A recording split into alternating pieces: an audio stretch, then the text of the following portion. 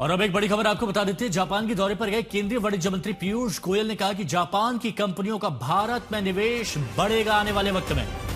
Tokyo में आज तक संवाददाता हिमांशु मिश्रा से एक्सक्लूसिव बातचीत में उन्होंने कहा कि भारत में जापानी कंपनियों की संख्या दोगुनी हो जाएगी। फिलहाल करीब 1500 जापानी कंपनियां भारत में सक्रिय हैं।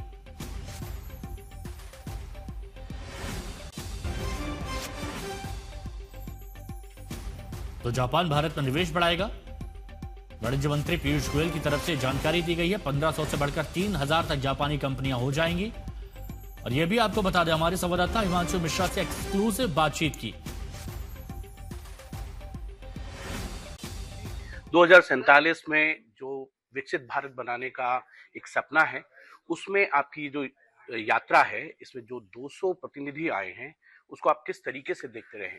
मैं समझता हूं कि जो उत्साह देखने को मिला है जापान में भारत के साथ साझेदारी बढ़ाने के लिए, यहाँ पे युवा शक्ति की कमी है। भारत एक युवा देश है। भारत में आज बड़ी अच्छी गुणवत्ता का सामान बनने लग गया है। कौशल और हुनर हमारे भारत के युवा युवतियों में बहुत जबरदस्त है। ऐसी स्थिति में जापान चाहता है कि भारत को एक विश्वसनीय साझेदार, ट्रस्टेड पार्टनर के रूप में भारत के साथ संबंध बढ़ाना चाहता है। 7 लाख करोड़ का निवेश 2025 से 35 के बीच करने का जो उन्होंने निर्णय लिया था, वो तो शायद अगले 5 साल में ही पूरा हो जाएगा। उसमें से 1 लाख करोड़ तो पहले ही आ चुका है, 10 महीने के अंदर। ये दर्शाता है कि जापान आज चाहता है कि भारत के में निवेश करे, भारत में हाई क्वालिटी प्रोडक्ट्स मैन्युफैक्चर करे। 3 लाख लोगों की उन्होंने आवश्यकता भी बताई है कि हम भारत से engineers, doctors, care givers, nurses, electrician, plumber भेजे। तो बहुत अपार संभावनाएं हैं युवा युवतियों के लिए। भारत के लिए भी बड़ी नौकरियों की संभावनाएं खुलेंगी, रोजगार की संभावना, और जापान में भी रोजगार की संभावना। जो भारत के स्टार्टअप्स हैं, उनके लिए यहाँ पे आप क्या फ्यूचर्स देखते हैं?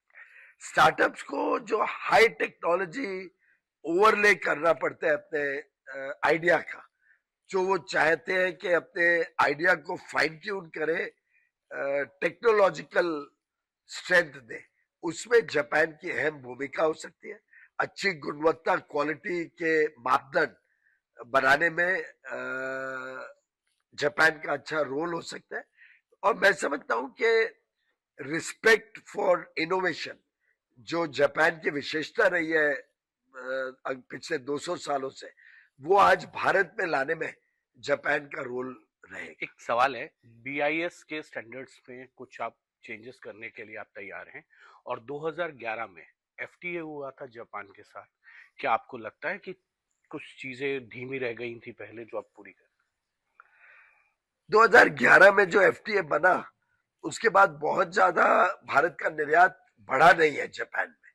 और हम चाहते हैं, और मेरे इस दौरे के दौरान भी काफी बातचीत हुई है, कैसे बायलैटरल ट्रेड बढ़े और कैसे हमारा निर्यात बढ़े, जिससे ये डेफिसिट कम हो सके।